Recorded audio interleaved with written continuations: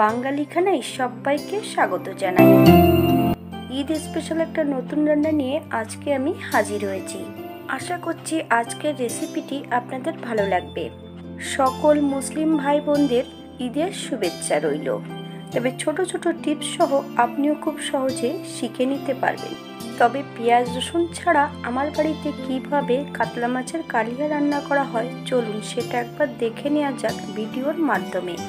আজকে রান্না করব কাতলা মাছের কালিয়া পেঁয়াজ রসুন ছাড়া। এখানে আমি 6 পিস কাতলা মাছ নিয়ে নিয়েছি, 2 পিস গাদা আর 4 পিস পেটি। আপনারা শুধু পেটির মাছও নিতে পারেন অথবা শুধু গাদার মাছও নিয়েও রান্না করতে পারেন। আর এই রান্নাটি রুই মাছও হবে। বেশ মাছগুলোকে ভালো করে ধুয়ে রেখেছি। এই পর্যায়ে 1/2 চামচ নুন আর 1/2 চামচ হলুদ গুঁড়ো বেশ মাছের গায়ে ভালো করে লাগিয়ে নিতে হবে। 5 থেকে 7 মিনিটের জন্য মাছগুলোকে রেস্টে রেখে দিতে হবে।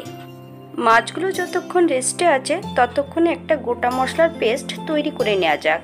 বেশ কিছুটা কাজু বাদাম, 4-5টা কাঁচা লঙ্কা, জিরে ধনে শুকনো লঙ্কা 1 চামচ বাটা, মিডিয়াম সাইজের একটা টমেটো, টক দই 2 চামচ, সঙ্গে 1 চামচ চিনি, 4 থেকে 5 টুকরো মতন আদা কুচি, 1/2 চামচ নুন। এই মশলাটা তৈরি করার জন্য আমি কোনো জল অ্যাড করব না। একটু নুন দিয়ে মিহি পেস্ট বানিয়ে নিতে হবে। তবে খেয়াল রাখতে হবে রান্নার সময় নুনের পরিমাণটা কম দিতে হবে। এই পর্যায়ে আমি মিহি পেস্টটা বানিয়ে নিয়েছি। মশলাটা পাশে সরিয়ে রেখে দেব। আরও মশলা কিন্তু লাগবে, সেগুলো আমি রান্নার সময় অ্যাড করব। এবার কিন্তু মাছগুলো ভেজে নেওয়ার পালা। একটা কড়াইতে বেশ কিছুটা সর্ষের তেল অ্যাড করেছি, 1/2 চামচ নুন। তেলটা গরম হওয়া পর্যন্ত অপেক্ষা করতে হবে। তেল গরমের পর যদি কড়াইতে নুন অ্যাড করা হয় মাছ ভাজার সময় কড়াইয়ের নিচটাতে একটু লেগে যাবে না। এই পর্যায়ে আমি এক এক করে সম্পূর্ণ মাছগুলো তেলের মধ্যে অ্যাড করব। তবে আমি এখানে সম্পূর্ণ মাছগুলো একবারেই ভেজে নেব।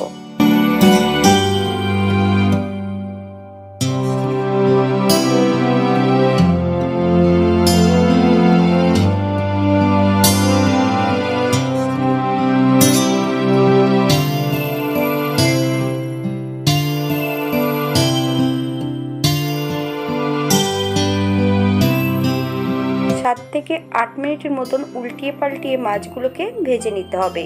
এই পর্যায়ে মাছগুলো তেল থেকে তুলে নিতে হবে। তবে আপনারা আপনাদের পছন্দ মতন মাছগুলো ভেজে নিতে পারেন।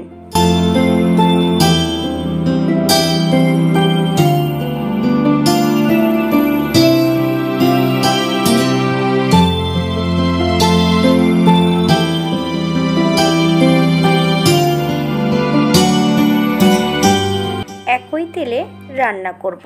আচ্ছা আপনারা বলুন তো, রুই মাছ অথবা কাতলা মাছের কালিয়াতে কখনো পেঁয়াজ রসুন ছাড়া খেয়েছেন?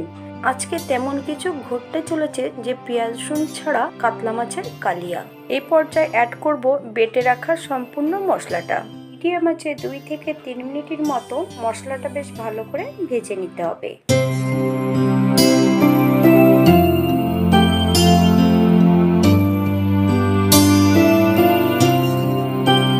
মশলা ধোয়া বাটি থেকে সামান্য একটু জল অ্যাড করব।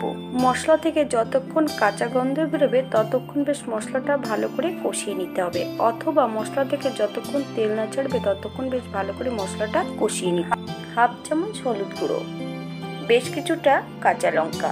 এই পর্যায়ে আমি কোনো নুন অ্যাড করব না, কারণ মশলার মধ্যে আগের থেকেই আমি নুন অ্যাড করে রেখেছি। আপনারা স্বাদ অনুসারে নুনটা অ্যাড করবেন। আর মশলা যখনই কষাবেন তখন কিন্তু মিডিয়াম আঁচে মশলাটা কষাতে হবে। হাই ফ্লেমে মশলাটা কষালে বাদাম দেওয়া আছে, অনেক সময় কড়ার নিচটাতে পুড়ে যেতে পারে।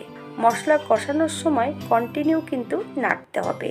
মশলা থেকে তেল ছেড়ে দিয়েছে। এই পর্যায়ে ভেজে রাখা সম্পূর্ণ মাছগুলো অ্যাড করতে হবে।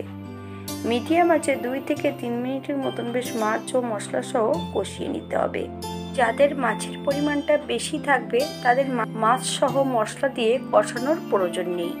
মশলা সহ যদি মাছ দিয়ে কষানো হয় অনেক সময় মাছগুলো ভেঙে যেতে পারে।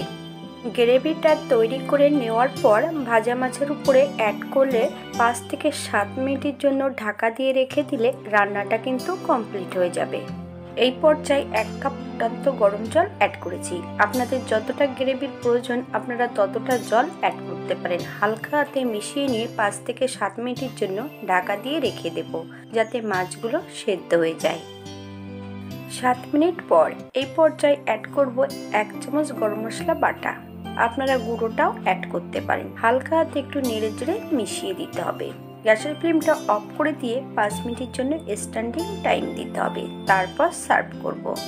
এটা দেখতে যেমন ভারী সুন্দর হয়েছে, এটা গরম ভাতে খেতে অসম্ভব ভালো। আপনারা বাড়িতে একবার একই পদ্ধতিতে তৈরি করে নেবেন। যত ঠান্ডা হবে তত কিন্তু উপর থেকে তেলটা ভাসতে শুরু করবে। আমি এখানে পেঁয়াজ রসুনটা অ্যাড করিনি, আপনারা যদি পছন্দ করেন আপনারা অ্যাড করতে পারেন। তেল মশলার পরিমাণ কিন্তু খুবই সামান্য, তবে খেতে কিন্তু খুবই সুস্বাদু। আজকের ভিডিওটি এই পর্যন্ত। সবাই ভালো থাকবেন, সুস্থ থাকবেন। অন্যদিন একটা নতুন রেসিপি নিয়ে আপনাদের সামনে আবার আমি হাজির হব। ভিডিওটি দেখার জন্য নতুন ও পুরনো সকল বন্ধুদের অসংখ্য ধন্যবাদ।